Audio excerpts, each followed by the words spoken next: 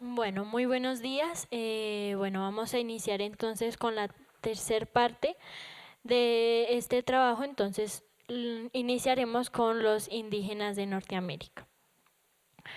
Entonces, bueno, las culturas indígenas de Norteamérica. Se cree que los nativos americanos provienen de Asia, se movilizaron por el estrecho de Bering, se ubicaron en Alaska y empezaron a introducir hacia el interior de América. Portaban utensilios de piedra y otras herramientas típicas de mediados y finales del periodo paleolítico de la Edad de Piedra. Ellos eran nómadas, se movilizaban de un lugar a otro para aprovechar los alimentos de cada estación. Entonces aquí encontramos como las numeraciones y de quiénes vamos a hablar. Entonces primero hablaremos de quienes se encontraron en la costa noroeste. Entonces allí entonces se encontraban los los Tlingit, los Makash, los Notka, los Haida, los Chinook. Y aquí vemos entonces más o menos en qué parte se estableció cada tribu. Su vivienda entonces eran casas de tablones de cedro con enormes postes totémicos que cuentan la historia del clan. Su alimento, los más destacados son el árbol de cedro y el arándalo. Su ropa entonces, como se encontraban en climas cálidos, los hombres usaban taparrabos hechos de pieles de animales o de hierba tejida o juncos, y las mujeres llevaban faldas y capas de tira de cedro tejido. Entonces, sus costumbres, entonces, hacían el potlatch, que era una celebración que el pueblo del noroeste disfrutaba, y había muchas razones para tener un potlatch, que era como el nacimiento de un hijo, la muerte de un líder o la crianza de un totem.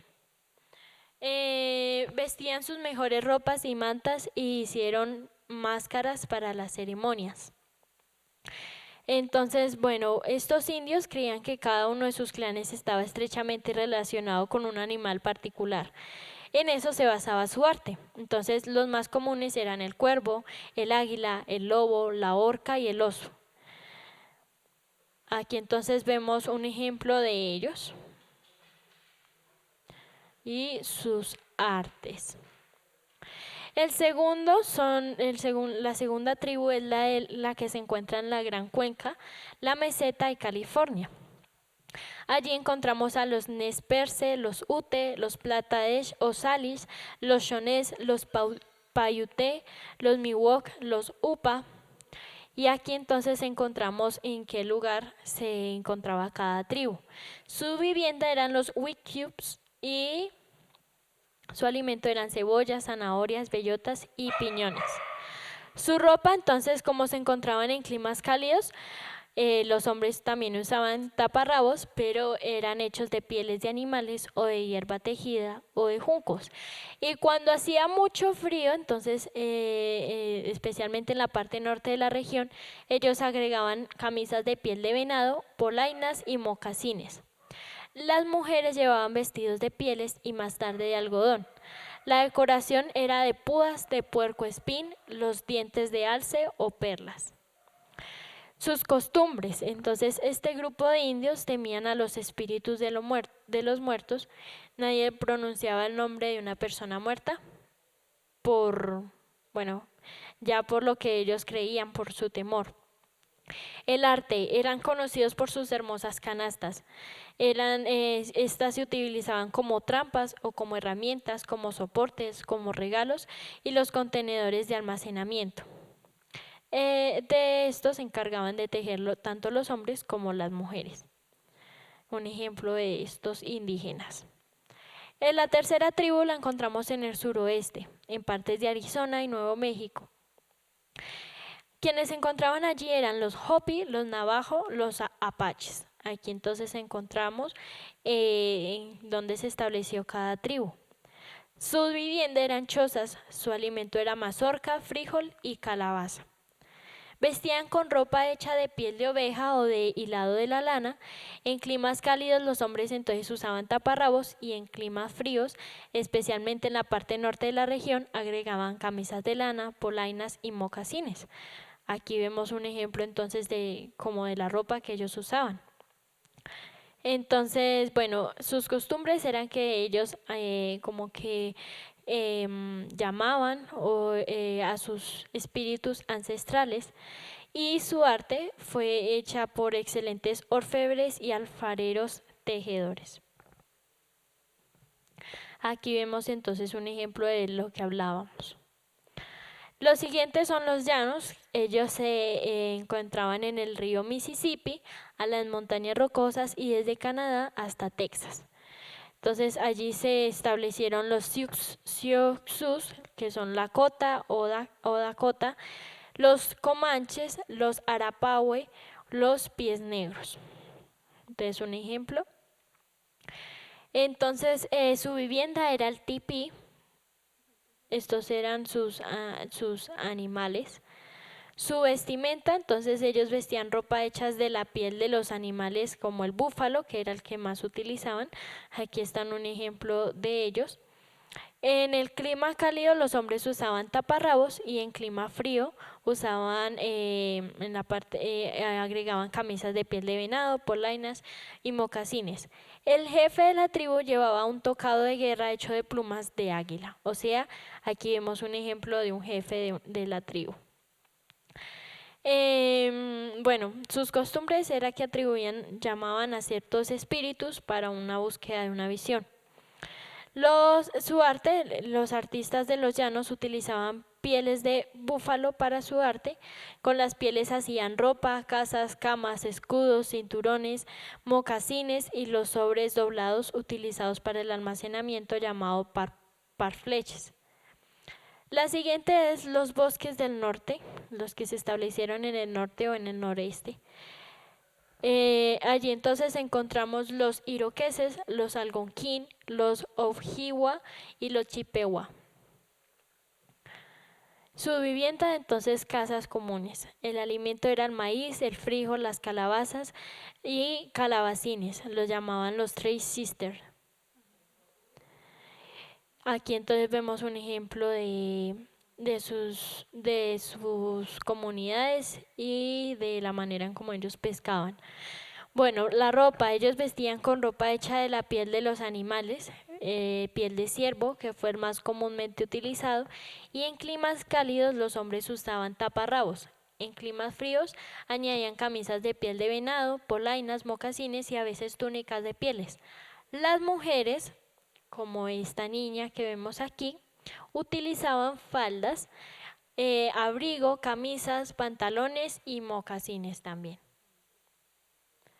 Sus costumbres era entonces el powwow, que eran como asambleas que hacían, pero todo para realizar como un ritual.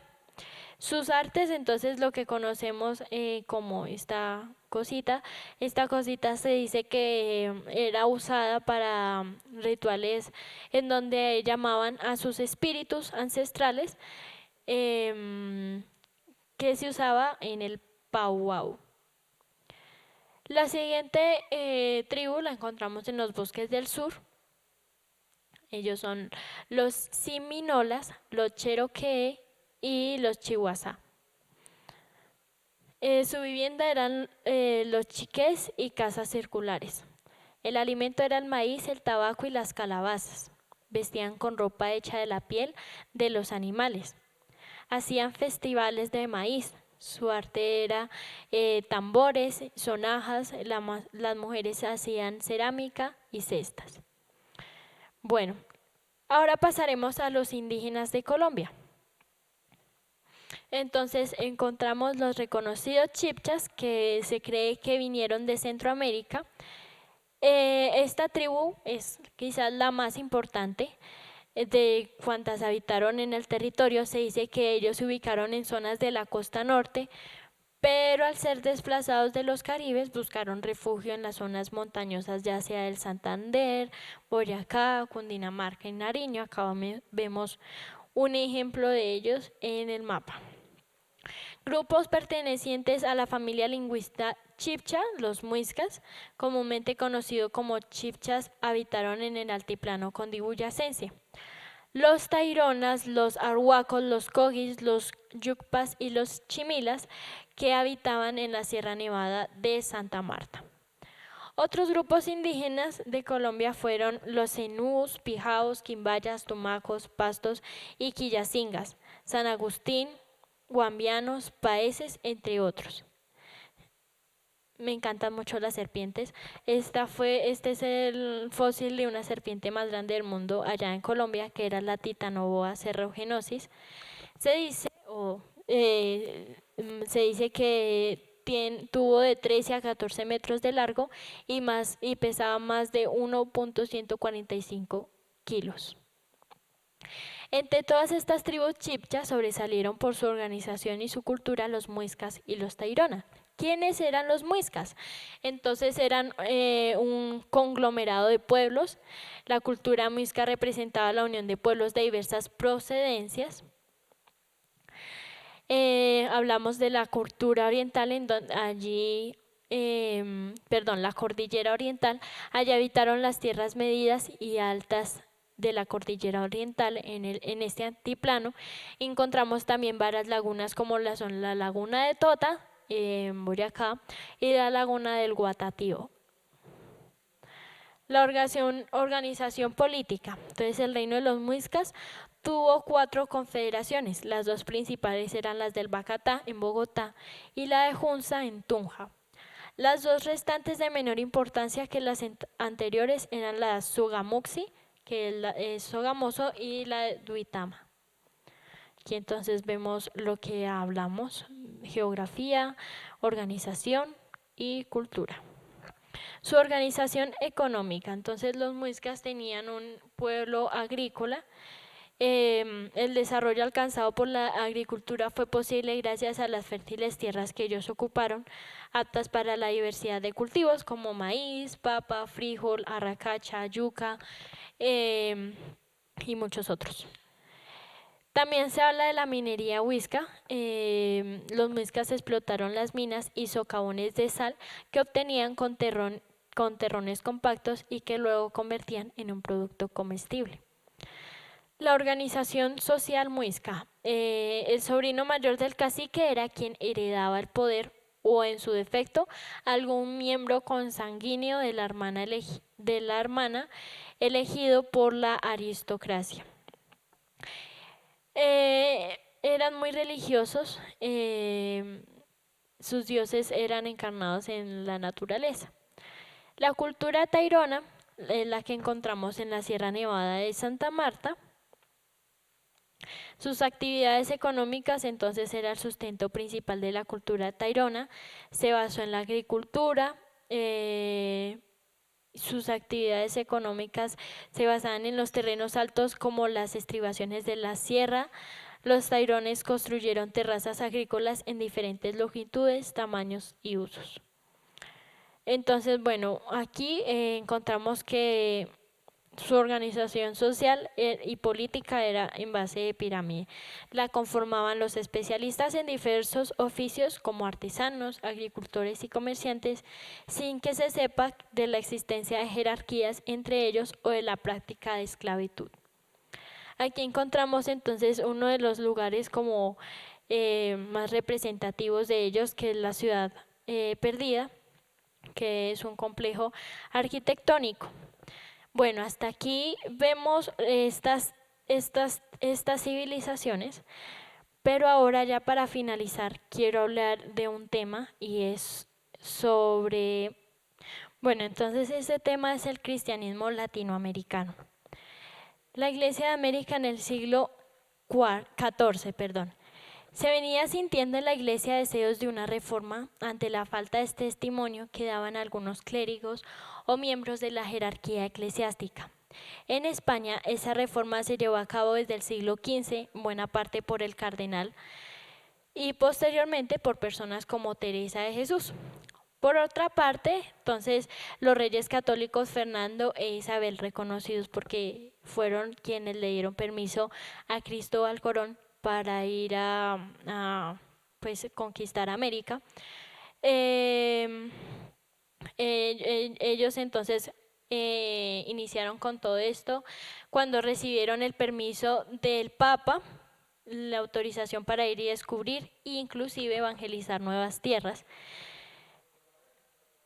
Por tanto, puede decirse que la iglesia que vino a América era una iglesia de la Reforma con el deseo de ganar para Cristo almas que hasta entonces le desconocían.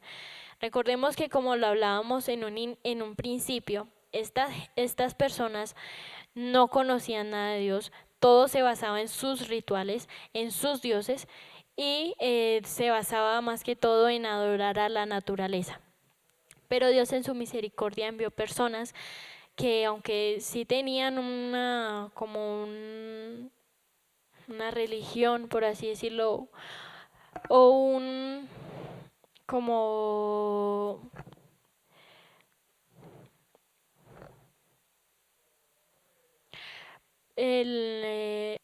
aunque esta iglesia, la Reforma, tenía una doctrina errada, sí tenían como propósito llevar a las personas a poder buscar a Dios.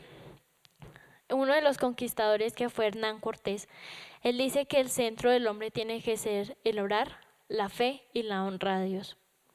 Entonces, durante este tiempo viene la evangelización del mundo indígena, que vino en los siglos XIII y XIV en Europa. Ya no quedaban infieles convertibles, pues la actitud feroz y hostil del Islam en los territorios que habían conquistado hacía imposible el envío de misioneros. Por tanto, América fue una salida para el mandato de Cristo de evangelizar. Los reyes procuraron que se nombrara gente buena y santa, a veces en los cargos eclesiásticos, para que estas personas idóneas pudieran llevar a feliz término toda la empresa evangelizadora. Y allí es donde básicamente se inicia la evangelización. Entonces, al llegar Cristóbal Colón con estas personas, con estos sacerdotes o curas, los jesuitas empezaron a predicar, a hablar a las personas de la cruz, de Cristo, quién era Dios y todo esto. Y entonces empezó la gente como a conocer quién era Dios. Entonces la mente precolombina era muy poco reflexiva. Ellos eran muy fuertes en sus creencias, y si una persona les empezaba a hablar de algo diferente a lo que ellos creían, se volvían como más bruscos, por así decirlo, pero violentos. Sin embargo, toda esta visión se derrumbó después de la conquista y evangelización. Unos indígenas empezaron a conocer a Dios, a enamorarse de Dios, se dieron cuenta de que Dios era un Padre amoroso, y asimismo de que esta religión mostraba que Dios era un Dios misericordioso. Aquí nos damos cuenta de que Dios, en su fidelidad desde un inicio, ha traído pues estas personas y han traído el evangelio a cada uno de nosotros, y asimismo ha querido que nosotros dependamos de él cada día. Y como lo veíamos, ha traído personas como los reformadores, como John Wycliffe, inclusive Martín Lutero. Estas personas que pagaron el precio por dejar una huella en Cristo, y que inclusive hoy en día, en la actualidad, vemos personas, vemos misioneros que han pagado el precio porque cada uno de nosotros como seres humanos podamos conocer a Cristo y que Él sea el centro de nuestras vidas. Entonces, muchas gracias. Esto fue todo. De verdad que fue muy bonito estudiar esto, porque pues era darnos cuenta del corazón del ser humano con todos los rituales que practicaban estas tribus indígenas, pero también darnos cuenta de la fidelidad de Dios para con nosotros, y desde donde Dios ha sido fiel desde la creación hasta nuestros días. Él sigue siendo fiel. Entonces, muchas gracias, Dios les bendiga, espero que les guste el video.